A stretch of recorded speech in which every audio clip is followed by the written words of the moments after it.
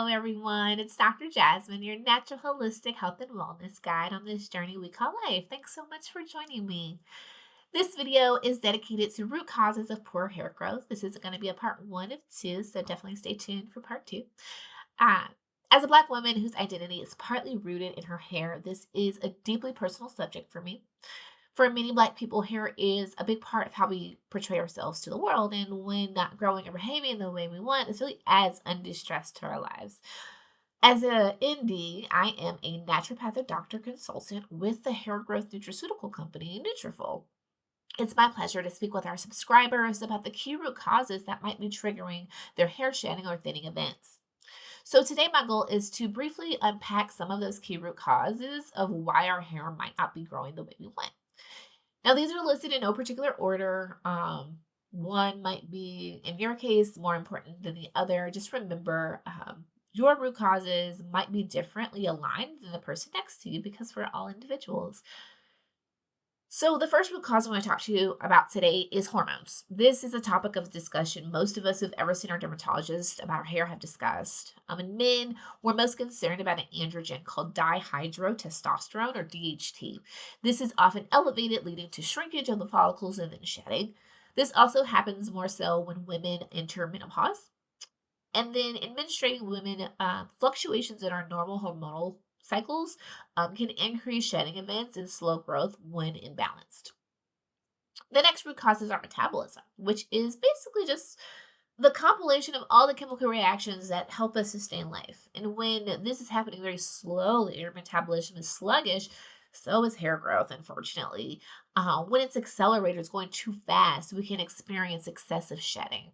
Your metabolism is going to be altered by things like a hyper or hypothyroid situation, a poor B12 availability, and poor glucose or sugar control.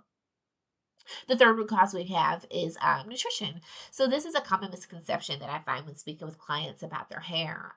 But nutrition is an integral part of hair growth because without proper intake or digestion of food, we just don't have the right ingredients available to make the hair strand itself. It's almost like trying to make an omelet, but you don't have any eggs, you don't have any veggies, you just have a pan. It's really hard to make that in products. Now, next is aging. This one is inevitable, right? With every passing moment, we are aging. And I know this might sound morbid, but it's truly a gift from God that we can wake up every day and see, a new day. And if we don't age, then the only other option is death. Which personally, I'd rather age gracefully, right? And then this part of life and aging and getting older, really what we see is that because we've been on the earth longer, our oxidative stress, our oxidative damage, the things that we do to our body, the things that we breathe in, oftentimes are causing more damage. So our antioxidant need goes up. And then also our need for protein also goes up as we get older. Now, the last root cause for part one is going to be stress. This is another kind of underestimated root cause because it's unfortunately a natural part of life. In some cases, we can minimize our stress by eliminating or reducing stressors. In other cases, we can't. And so this kind of chronic cycle that we sometimes find ourselves in can lead to shortening of the hair growth cycle, the growth phase, and then lengthening of the resting and the shedding phases of hair growth. So oftentimes all it really does is tell your hair to shed and then not grow.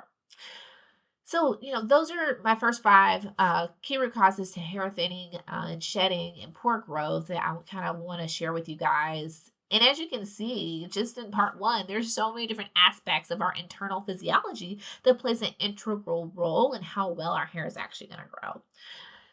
That's all for this video. Please be sure to hit that like button and subscribe for more content. Definitely leave your comments. I want to know how you guys are feeling and what you guys want to learn. I'm definitely very open to, just sharing with you what you want to learn about. Part two will deliver 5 more root causes of poor hair growth. So definitely look out for that coming in the next couple of days. And thanks so much for watching and for your support. May God bless you and your health.